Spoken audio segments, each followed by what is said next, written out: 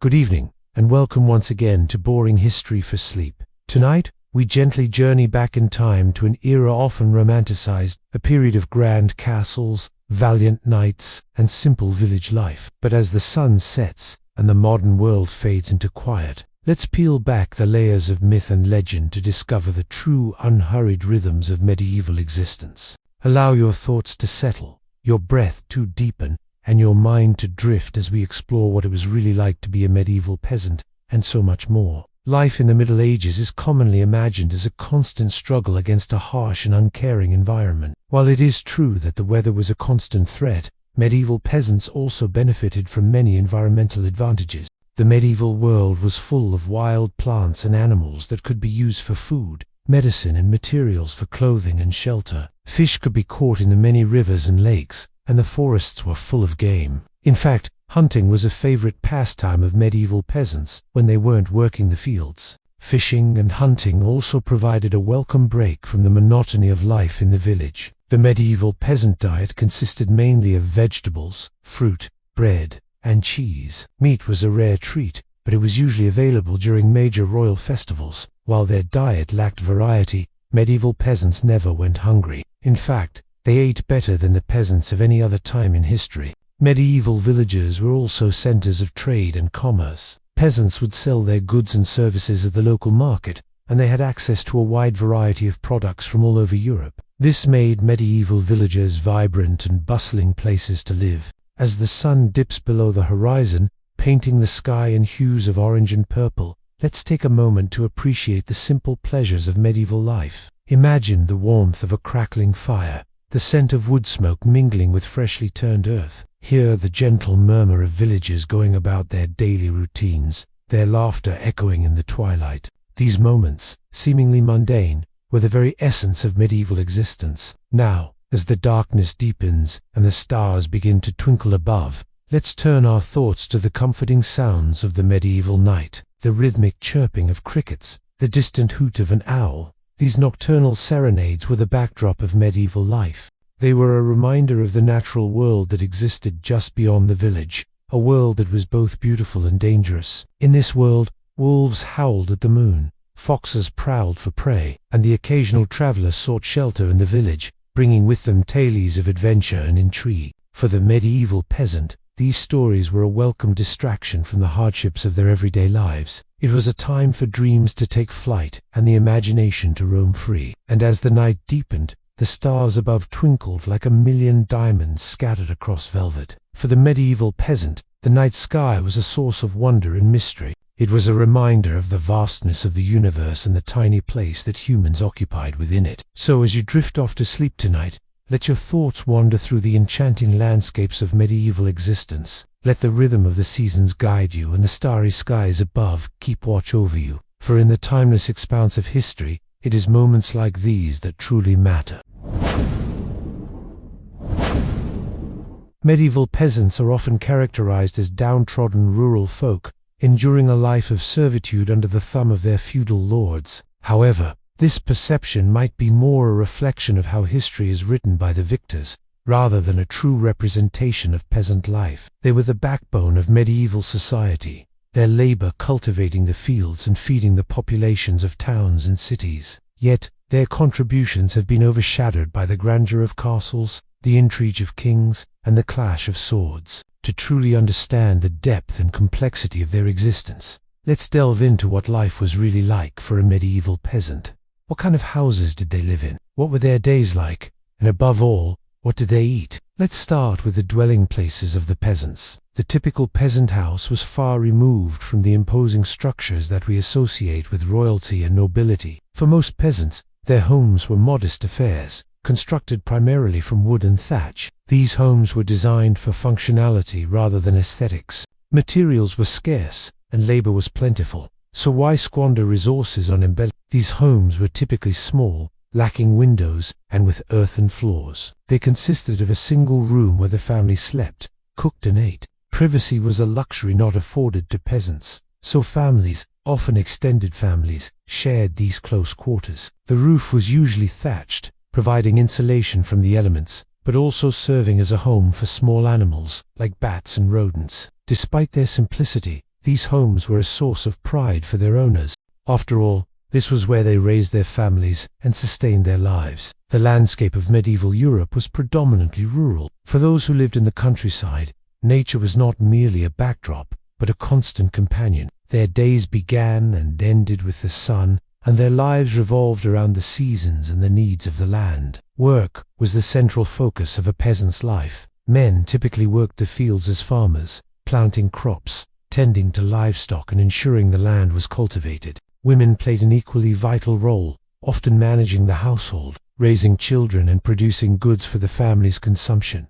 The concept of leisure was almost non-existent. Free time, if it existed at all, was spent mending tools or clothing, preparing food, or socializing with fellow villagers. The lack of leisure was not necessarily a source of misery. Peasants found solace in community, religion, and the rhythms of nature. Festivals and religious holidays offered breaks from the routine, providing opportunities for celebration and togetherness. Peasants were deeply connected to the land. They understood the cycles of planting and harvesting intimately. They knew when the soil was most fertile and when the weather was most favorable for growth. This intimate knowledge wasn't just practical, it was a source of pride and identity. For a peasant, the land wasn't just a means of subsistence, it was a part of their very being. This connection was, however, a double-edged sword. While peasants drew sustenance and identity from the land, they were also tethered to it. They could not leave their villages without the permission of their landlords, and they were largely unable to change their occupations. This lack of mobility meant that peasants were often trapped in a cycle of agricultural labor, generation after generation. Medieval peasants were not merely victims of circumstance. They were resilient people who adapted and innovated within the constraints of their time. They developed new farming techniques, tools, and crop varieties. They formed communities and shared resources. They celebrated life's joys and mourned its sorrows. To truly understand medieval history, we must look beyond the castles and kings and recognize the invaluable contributions and experiences of the common folk. Now, let's talk about food, a staple of peasant life. The diet of a medieval peasant was primarily composed of locally sourced, seasonal ingredients. Staples included grains such as wheat and barley, vegetables like cabbage and onions, and fruit when in season. Meat was a rarity, reserved for special occasions or for the wealthy.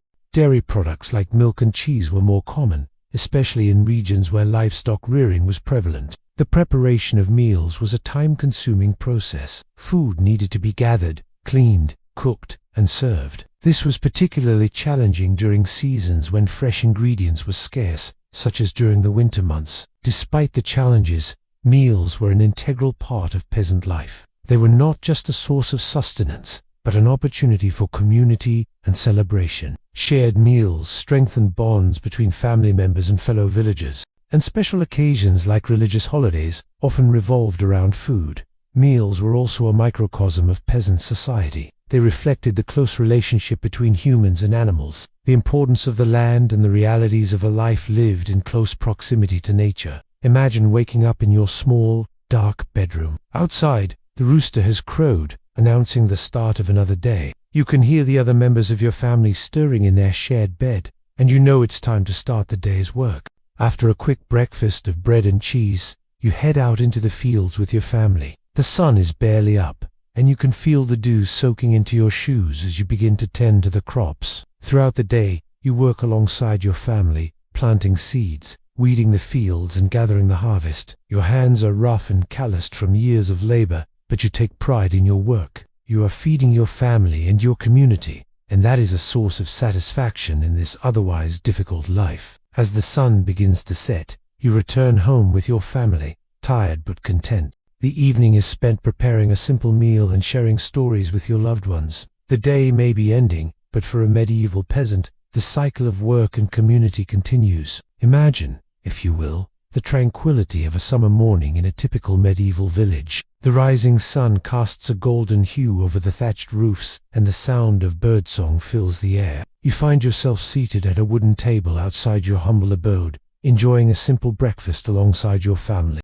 The table is laden with the staples of a peasant's diet: a loaf of freshly baked bread, a dish of creamy porridge, perhaps some cheese, and a jug of ale. You break bread with your spouse and children, sharing stories and laughter as you recount the events of the previous day. The warmth of the family bond sustains you as you prepare for the day ahead. After breakfast, it's time to tend to your responsibilities as a member of the community. You joined your fellow villagers in the fields, working together to plant crops, care for livestock, or repair village structures. There's a sense of camaraderie among the villagers. Working side by side, you exchange pleasantries, share jokes, and offer assistance to those in need. The collective effort creates a sense of unity and purpose, as you all strive to ensure the well-being of your community. As the day progresses, the sun climbs higher in the sky, casting its warm rays over the village and the surrounding landscape. You continue to work alongside your neighbors, the rhythmic sounds of labor blending with the natural beauty of your space. The wind rustles through the leaves of the trees, creating a soothing melody that accompanies your efforts. Despite the physical demands of the work, there's a sense of satisfaction that comes from seeing the progress you and your community are making. As lunchtime approaches, you and your fellow villagers take a break to enjoy a simple midday meal. Perhaps you share a pot of stew or a basket of freshly picked vegetables. The shared meal strengthens the bonds between you, creating a sense of unity and belonging. After the midday respite, you'll return to your tasks, renewed by the nourishment you've received, both in food and in community. As the sun begins its descent, casting long shadows across the fields, you and the villagers gather once again, this time to bring the day's work to a close. There is a sense of accomplishment that settles over you as you survey the tasks completed and the preparations made for the coming days. Together, you and your community have ensured the well-being of your village, and that knowledge brings a profound sense of fulfillment.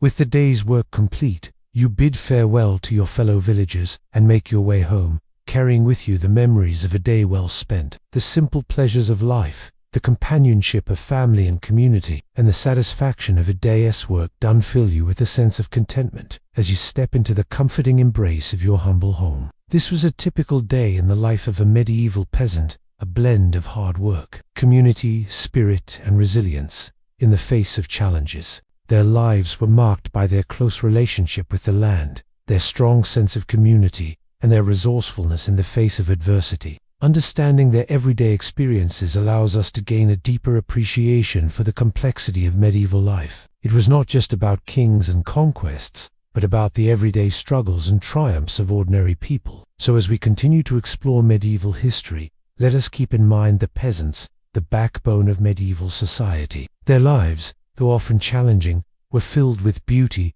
community, and a deep connection to the land.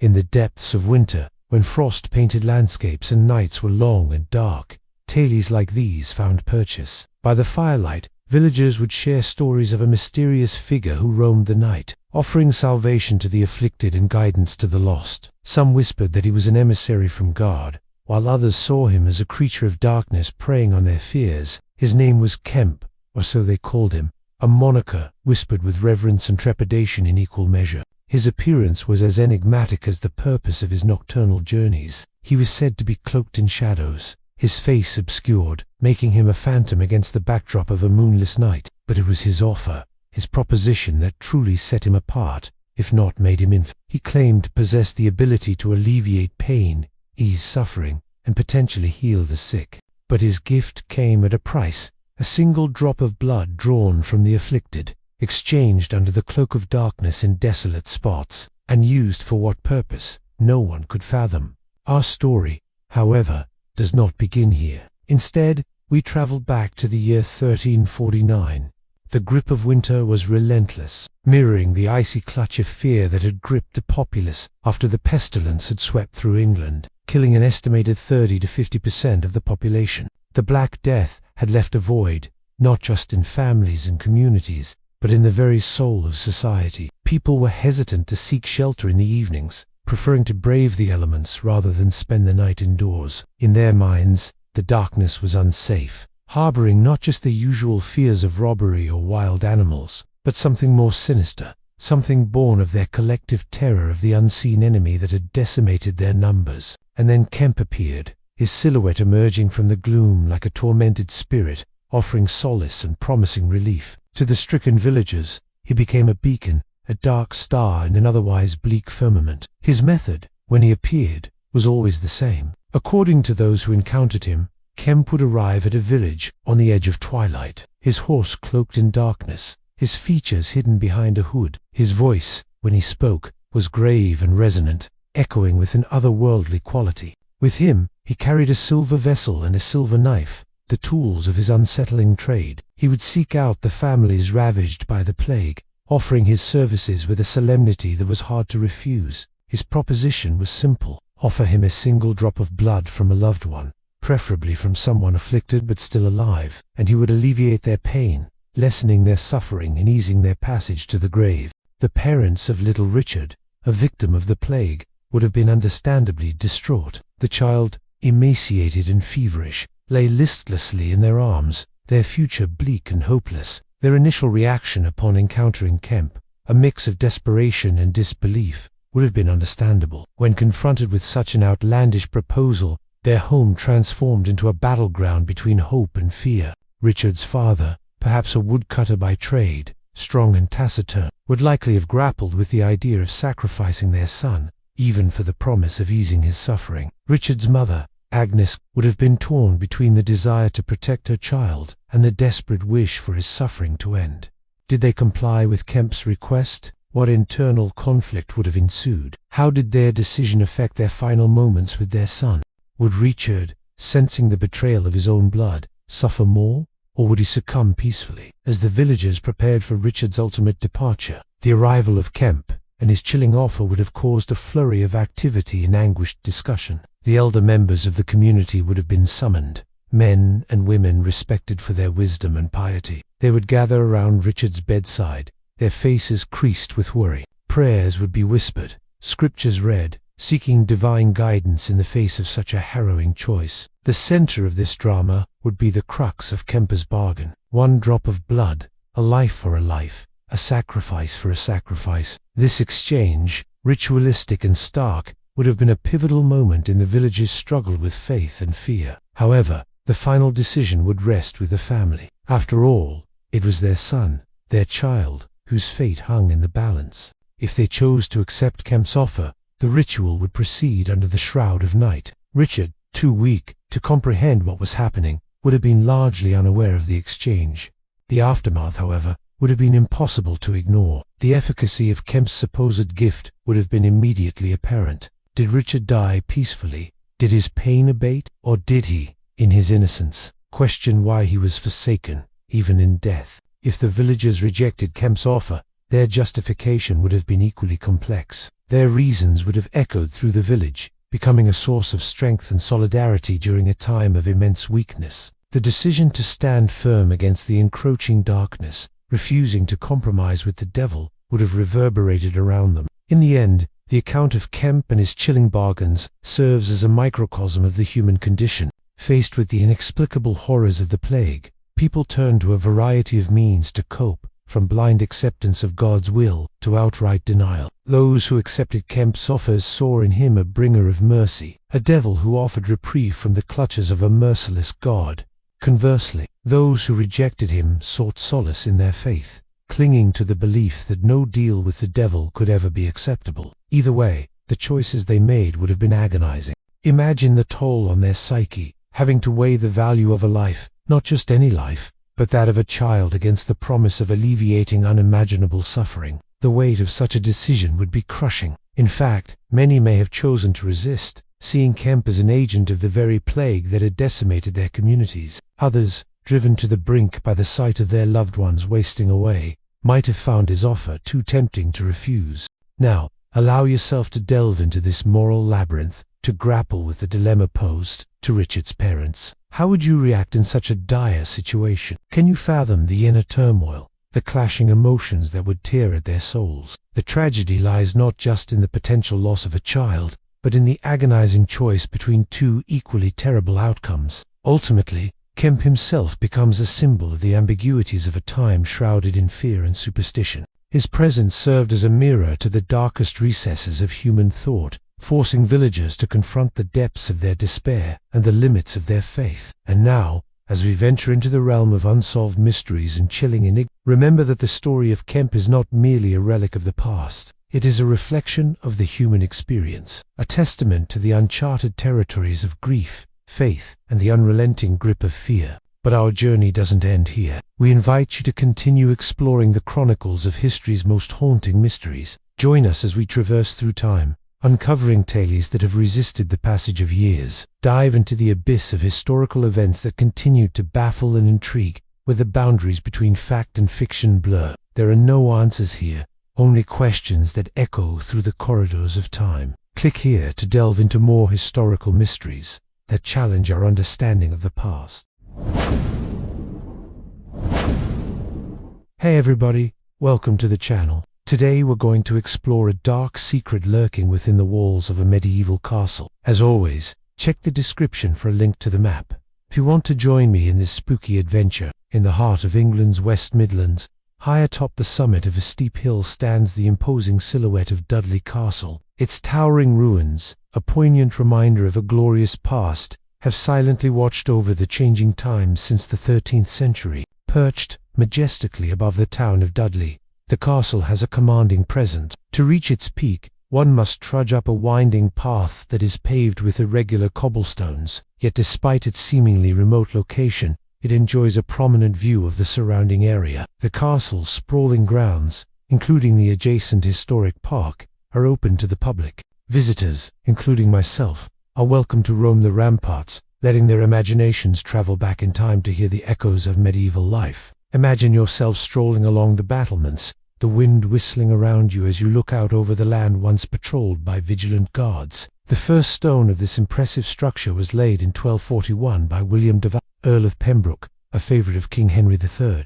By 1262, under the stewardship of the de Clinton family, it had evolved into a formidable structure. The original wooden motte was replaced with stone. A constable and garrison were appointed to oversee its defences, ensuring the safety of the region. Over the next 3 centuries, the castle changed hands several times, each new owner adding their mark to the property. In the 14th century, it came into the possession of Sir Thomas Dixey, who expanded the upper ward, creating a residence fit for a nobleman. During the reign of King Henry VIII, it was held by Sir Robert Peel and his wife, Elizabeth, who added further improvements. However, the splendour of Dudley Castle was not destined to last. On April 4, 1646, during the tumultuous period of the English Civil War, parliamentary forces, led by Sir Thomas Middleton, besieged the castle. With tensions high, the Royalist garrison, commanded by Colonel Theodore Bedell, prepared to defend the stronghold. For 8 long months, the castle held out against the onslaught, but on December 1646, the inevitable happened. Colonel Bedell was forced to surrender the castle to the parliamentarians, marking the end of active military use for Dudley Castle. Our story, however, does not end here. Fast forward a few hundred years to the 19th century. An eerie rumour began to circulate among the locals about the castle. The townspeople spoke in hushed tones of a gruesome tale associated with the castle's dungeons. And so we come to the infamous dark dungeon of Dudley Castle, also known as the Castle Vaults. This place is nestled within the lowest reaches of the medieval tower, a part of the castle that still stands defiantly amidst the ruins. It is here, within these cold, damp chambers, that a chilling legend unfolded. According to this grim narrative, prisoners were subjected to terrible tortures before their eventual execution. The castle vaults became the final resting place for many unfortunate souls. But one story stood out even in this grim setting, the tale of a young woman named Anyatli, who suffered a particularly cruel fate in the 17th century. And a resident of the neighbouring town of Stourbridge had a suitor named Thomas, a man who she reciprocated affection. Their love for each other deepened, and they decided to secretly wed. However, their clandestine ceremony was disrupted by Thomas's mother,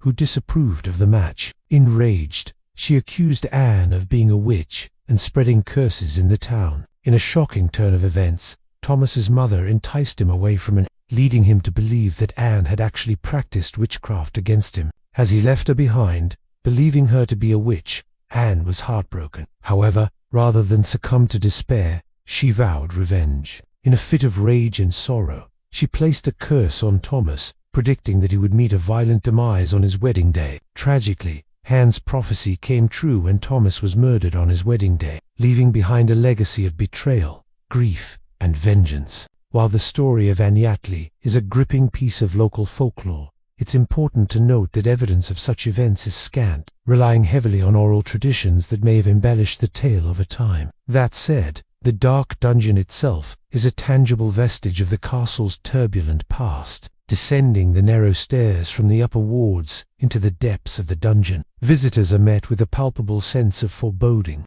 The air grows cooler, heavier, as if the weight of the castle's tragedies presses down from the vaulted ceilings. The dungeon is dimly lit, allowing the imagination to fill in the gaps. Visitors can almost hear the echoes of footsteps, the murmur of voices, and the clink of shackles. The rough stone walls bear silent witness to centuries of stories. In this space, where sunlight struggles to penetrate, one can easily believe that shadows dance just beyond their vision. If one were to peer closely into the darkest corners, might they catch a glimpse of a weathered face peering back, a phantom left over from the castle's grim past? As you stand within the oppressive confines of the dark dungeon, let your thoughts drift back to the 17th century. Picture the flickering light of torches casting dancing shadows on the stone walls as prisoners shuffled about, their chains dragging moans echoing through the confined space. Envision their weary eyes gazing up at the sliver of sky visible through a narrow opening,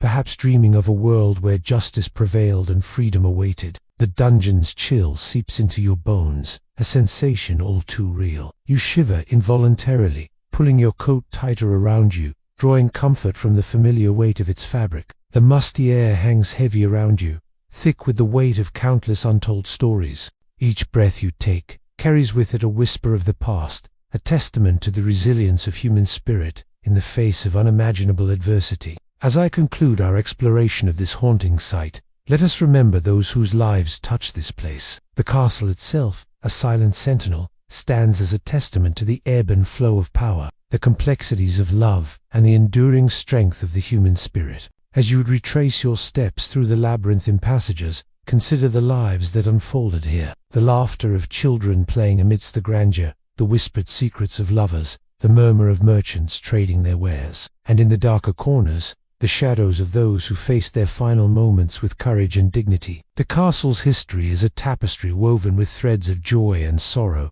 triumph and tragedy, and it is this very complexity that makes it so compelling. Now it is time for us to depart from this place. As you make your way to the exit, let the lessons of the castle resonate within you. Embrace the laughter, cherish the moments of joy, and honor the memory of those who walked these paths before us. May the echoes of their stories continue to inspire and guide us as we navigate our own journeys. Thank you for joining me today on this journey through time and emotions. If you enjoyed this episode and want to see more, please subscribe and leave your suggestions for future episodes in the comments section. Until next time, stay curious and keep exploring. I'm a historian. Today we are going to go inside the castle. If you enjoy learning about history, please subscribe. Having journeyed through the arduous existence of the medieval peasant and pondered the curious case of the green children, let us now ascend the social ladder. Leaving behind the muddy fields and humble cottages, we move towards the imposing stone walls of a castle, a symbol of power and authority, to explore the lives of those who resided within, the medieval nobility. This segment will reveal a world far removed from peasant life, yet often characterized by its own unique forms of boredom, rigid etiquette, and subtle anxieties. Inside the castle, the boredom and rituals of medieval nobility. Imagine, for a moment, the castle, not the bustling, battle-scarred fortress of popular imagination, but the day-to-day reality of a noble household in a time of relative peace. The air inside these thick stone walls, even in the grandest halls, would have been cool and often damp, carrying the scent of wood smoke from numerous hearths, a faint aroma of stale rushes on the floor, and perhaps the distant metallic taps of an armory. Light, especially in the deeper chambers, would have been scarce, relying on small, unglazed windows, or the flickering, smoky glow of torches and candles, casting long, dancing shadows. Life within the castle was governed by a strict hierarchy and an elaborate set of rituals. While the peasants endured physical toil, the nobility faced a different kind of burden, the weight of expectation, the endless pursuit of prestige, and surprisingly often, a profound sense of tedium. Consider the lord or lady of the castle. Their morning, much like the peasants, began early, but with a different set of duties. A noblewoman might oversee the household, directing her staff of servants, ensuring the smooth running of the kitchens, the mending of linens, and the education of her children. Her day was a continuous exercise in management, demanding attention to detail and a firm hand, yet often repetitive and constrained by strict social norms. She might spend hours on needlework, creating intricate tapestries or embroidering garments, a skill considered both essential and a mark of gentility. For the lord, the day could be a slow progression of administrative tasks. He would hold court, dispensing justice for disputes among his tenants, listening to petitions, and managing the vast estates. Imagine him seated on a simple yet imposing chair, his voice steady as he pronounces judgments, his gaze discerning as he listens to grievances. The sounds in the hall would be the low murmur of petitioners, the shuffling of feet, the occasional clatter of armor from a passing guard. These duties, while important, often lacked the dramatic flair portrayed in stories. They were the bureaucratic realities of medieval power, requiring patience and a methodical mind. Meals were highly ritualized affairs, often the most significant social events of the day. Picture the great hall, a vast, echoing space with high ceilings and perhaps a roaring fire in the central hearth. Long wooden tables would be set up, covered with simple cloths. The food, though more plentiful and varied than a peasant's, was still rustic by modern standards. Roasted meats of venison, boar, fowl would be presented, often carved with ceremony. Coarse bread, vegetable pottages, and perhaps some cheese would complete the meal. Spices, though available, were precious and used sparingly. The air would carry the rich aroma of roasting meat, mingling with the earthy smell of unwashed bodies and the dampness of the stone. The sounds of a medieval feast were not always refined. There would be the clatter of wooden trenchers, the slurping of pottage, the tearing of meat by hand, and the lively, if sometimes crude, conversation. There were no forks. Food was eaten with knives and fingers, then wiped clean on bread or a cloth. Entertainment might be provided by a his lute notes echoing softly through the hall, or a storyteller, weaving tales of chivalry in distant lands, breaking the monotony of the meal. Afternoons could stretch long and uneventful. For the knights and squires, there might be training in the castle courtyard, the rhythmic thud of sword against shield, the creak of leather armor, the grunts of exertion. But such activities were not constant. More often, time was spent waiting or engaged in sedentary pursuits. Reading, for those few who were literate, was a rare and treasured pastime, often involving religious texts or illuminated manuscripts, their vellum pages smooth and cool to the touch. Games like chess or dice were popular, offering small intellectual challenges or opportunities for gambling. The gentle click of chess pieces, the rattle of dice, would fill the quiet hours. Hunting was a pastime for the nobility, not just for sport, but also as a way to supplement the larder. Imagine riding through the dense forest, the sound of hounds baying, the rustle of leaves underfoot, the crisp air filling your lungs. But even hunting had its rituals, its slow,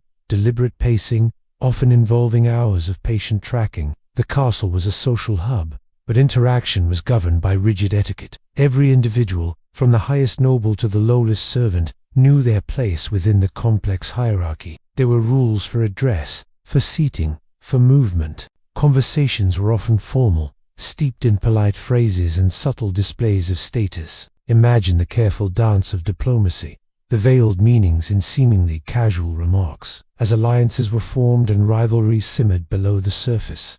Below the surface of this ordered existence, anxiety simmered. The constant threat of war, though perhaps not immediate, was ever present. A sudden siege could turn the castle into a scene of terrifying violence, its stone walls, once a symbol of security, becoming a vulnerable target.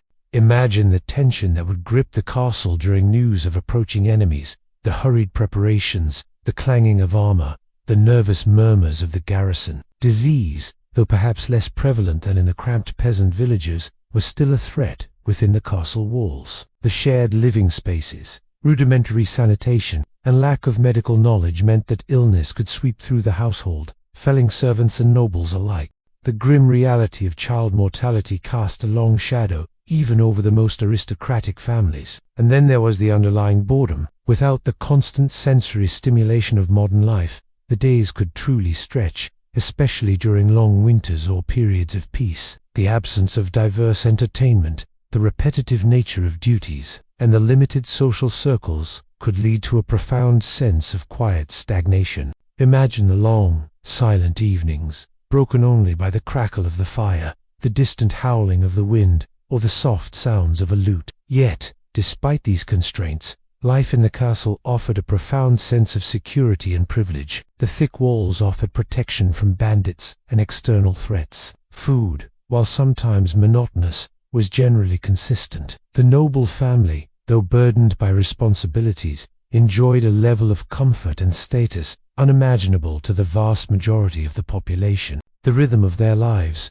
while slow and ritualized, provided a framework, a sense of purpose within their defined world. As we conclude our journey through the medieval world, allow these final images to settle: the cold stone walls of the castle, the flickering candlelight illuminating solemn faces, the echoes of quiet conversation and slow, deliberate movements, from the tireless labor of the peasant to the mysterious green children, and finally to the measured existence of the nobility. We have witnessed a tapestry of life, vastly different from our own, yet bound by the universal human experiences of struggle, hope, and the quiet passage of time. Medieval castles are some of the most majestic ruins you can visit. You can find them across Europe, and many have museums or interactive exhibits. And so, as the last echoes of the medieval world gently recede, we bring our journey to a peaceful close. We began by imagining the unhurried, often relentless rhythms of a medieval peasant's daily life, the dawn breaking over the fields, the scent of damp earth, the constant physical toil, and the simple comforts found in community and faith. We then touched upon the profound, unsettling silence that descended with the Black Death, seeing its devastating impact through the quiet story of a single village, a stark reminder of humanity's enduring vulnerability. Our path then led us to the truly curious, to the quiet enigma of the Green Children of Woolpit, a tale that invites us to ponder the unexplained and the boundaries of our historical understanding. Finally, we stepped inside the imposing, yet often somber world of the medieval nobility, observing their rituals, their duties, and the subtle currents of boredom and anxiety that flowed beneath the surface of their privileged lives. As you drift now, allow the complexities of these past lives to simply wash over you, the vast differences, the shared human experiences, the struggles and the moments of quiet beauty. They all contribute to the rich tapestry of history. The sounds of the medieval world, the distant clang of the smithy, the quiet murmur of prayers, the rustle of straw, the gentle tolling of a far-off bell, can now fade into the background. Rest now, knowing that the world continues its slow, unceasing turn. Your thoughts can quiet, your breath can deepen. The echoes of history gently lull you, a calming presence in the quiet moments of the night. Sleep deeply, and may your dreams be peaceful.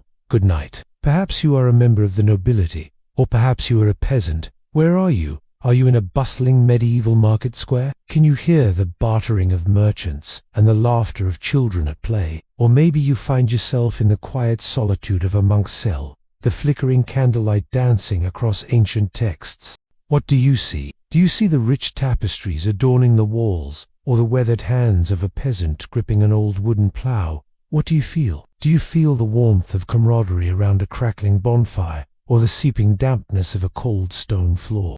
What do you smell? Is it the mouth-watering aroma of fresh bread from the village oven, or the earthy fragrance of a field after a summer rain? What do you taste? Perhaps it is the sweet nectar of berries plucked from a nearby wood, or the hearty savouriness of a stew simmered to perfection. What do you hear? Can you hear the lively tunes of a lute, or the rhythmic clang of a blacksmith's hammer? And lastly, what do you think about? Do you ponder the mysteries of the universe, the changing seasons, or the intricate patterns of nature? Are you lost in thought about the ebb and flow of life in your village, the hopes for a bountiful harvest, or the fear of an encroaching lord? Embrace these sensations, let them envelop you, for in this space between wakefulness and sleep, history comes alive. You are no longer just a listener, you are a participant, you are a time traveler. We've journeyed through time, haven't we? We've laughed, we've learned, and we've pondered the mysteries of the past together. As we navigate the corridors of history, remember, it's not just about the dates and the names, it's about the laughter, the fears, the triumphs, and the quiet moments of everyday life. History is a canvas, a rich tapestry woven with the threads of countless stories. And you, dear listener, have become a part of that tapestry today. Your presence, your questions, and your insights have added new threads to this historical fabric. Just as the echoes of the past resonate in the present, so too will your contributions reverberate through time. Who knows? Perhaps in another moment of quiet reflection, someone else will listen to this very episode and discover something that touches them deeply, something that makes them laugh, think, or perhaps even question what they once thought they knew. That's the beauty of history. It's a conversation across time, and you, my friend, have spoken. Now, as the medieval world fades into the hush of the night, take a moment to appreciate the quiet hum of the present. Let the lessons of the past inspire you, and let the laughter and the stories be a balm to your soul. Until next time, farewell. Please share in the comments any favorite castles that you have visited. Thanks for watching.